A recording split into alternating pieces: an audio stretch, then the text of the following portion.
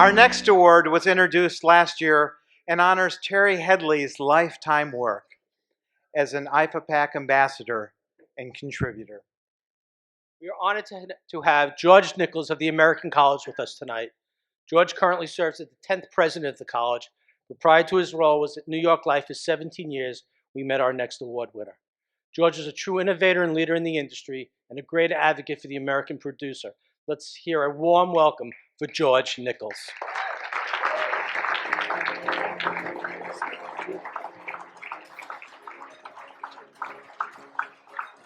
Good evening. Now, they actually had words that I was supposed to say, but I'm not going to read those. I think if you think about what Terry did in terms of being a defender and a leader for NAIFA, I think it's important that I share with you what I think about the recipient for this year. I've known Robert Miller since 2001. And when I took over head of government affairs for New York Life in 2007, I talked to Robert and I said, I'm not sure that New York Life will continue to support NAIFA. And I know these gentlemen know that we had some very difficult conversations. Robert Miller said to me, we will prove to New York Life and to the industry that we're committed to what we do and who we serve. There's no more greater defender that I ever met through NAIFA than Robert Miller. He alone helped convince me to allow me to convince our company that we indeed needed and required to support NAIFA. And when I look at this room tonight, you did exactly what you said you were going to do.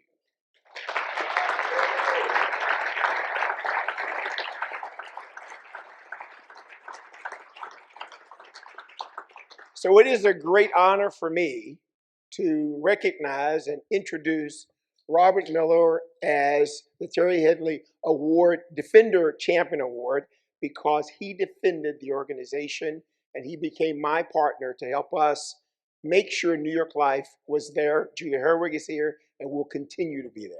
Thank you very much. Please welcome Robert Miller.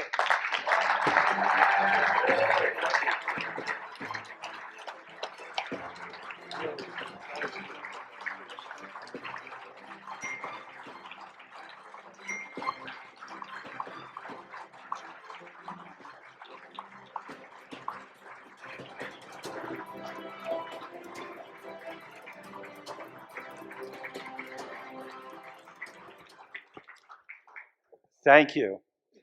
Terry and Juanetta, there it is. Terry was my comrade in arms for such a long time. And I want to throw a shout out not only to Terry, but to Juanetta, who's remarkable. Her strength during this time is an inspiration. So I'd also like to thank Julie, who's now the current head of the New York Life Government Relations. Julie and I have also been at this a long time. George, I just can't even say enough for you having been here tonight. I also have to throw a shout out to my NAIFA dad, Peter Brown, who died this summer. And I can't say enough for how much I owe him and how he mentored me through all of the NAIFA rickety paths that existed in those days. And so tonight I also honor you, Peter. And even though John Payone was supposed to be here, also part of New York Life Government Relations, he had a dental emergency and he couldn't be here. And I want to say something. Where's Brian? There you are. First concert, Jimi Hendrix. Top that. I couldn't help it.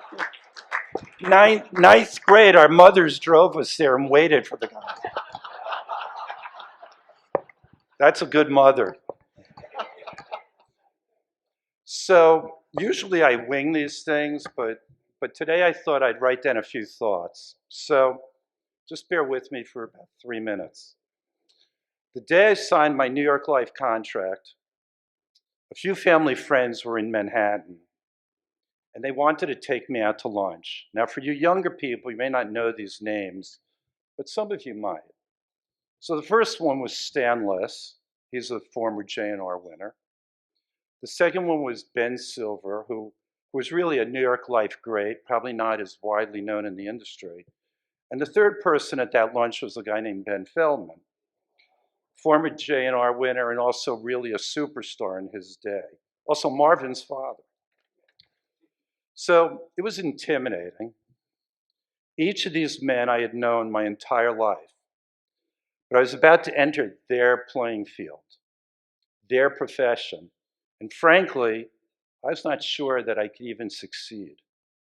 I had an academic background, and it was unimaginable to me at that time to even contemplate having the kind of monetary success they had achieved. I mean, they were like my uncles.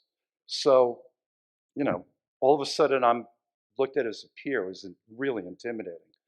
My sweet spot up until then was research and reading obscure political philosophy books. So I was really comfortable sitting by myself, reading a book and not talking to anybody.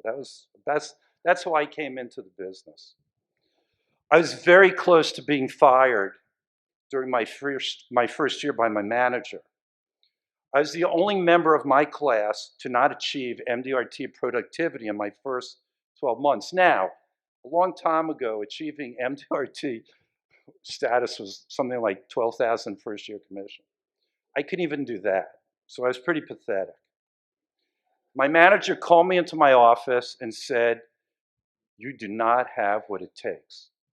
Now, I confess, and those of you who know me, never want to rub it in, but I confess it brought me tremendous satisfaction to prove him wrong, and probably for about a decade, I never let him forget it.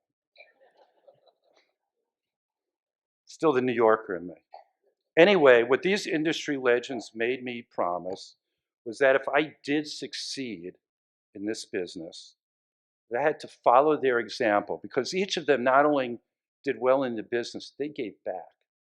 They were volunteers, and they made me promise right then and there that I would be a volunteer to help my industry. And I have to say, and this is the 100% truth, my father and I used to argue about this all the time, but I've spent my entire career honoring the promise I made at that lunch. I've never forgotten it, even for 1 minute. It's what's driven me all these years. It's not something I talk about much because I keep that stuff internal. So you may ask, what does this have to do with IFAPAC? Well, giving to the PAC and getting involved with NAIFA to defend our industry does not help you build your brand, nor does it bring standing ovations and adulation. In fact, this is a task that is mostly done under the radar. But it does something far, far greater and nobler. It helps to preserve our products for our clients and protect our industry for future generations. It is in my view, it is a selfless act of volunteerism. And as a human endeavor, serving others is as beautiful and incandescent as sitting on a nice white sandy beach, gazing out at the horizon, and seeing the sky as a firmament kissing the stars. I implore everyone here and watching at home to reach with everybody in this room, reach for the stars and support NAIFA, and finally, give to the PAC. Thank you.